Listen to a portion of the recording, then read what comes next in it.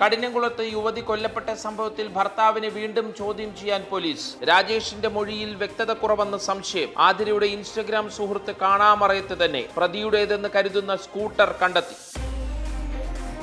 എറണാകുളം ചേന്ദമംഗലത്തെ കൊലപാതകങ്ങളിൽ പശ്ചാത്താപമില്ലെന്ന് പ്രതി ഋതു. അയൽക്കാരുമായി പ്രശ്നങ്ങളുണ്ടായിരുന്നു, അതുകൊണ്ട് തന്നെ കൊല നേരത്തെ ആസൂത്രണം ചെയ്തുവെന്നും മൊഴി.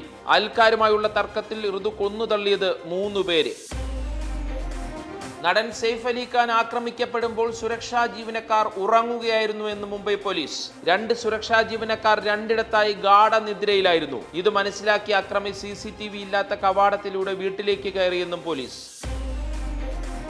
PV അൻവറിനെതിരെ വിജിലൻസ് അന്വേഷണത്തിന് സർക്കാർ ഉത്തരവ്. അന്വേഷണം എറണാകുളം ഇടത്തലയിലെ ഭൂമിയും കെട്ടിടവും കൈക്കലാക്കിയെന്ന പരാതിയിൽ. ആരോപണം 7 നില കെട്ടിടം ഉൾപ്പെടുന്ന 11.46 ഏക്കർ ഭൂമി അനധികൃതമായി സ്വന്തമാക്കിയെന്ന്.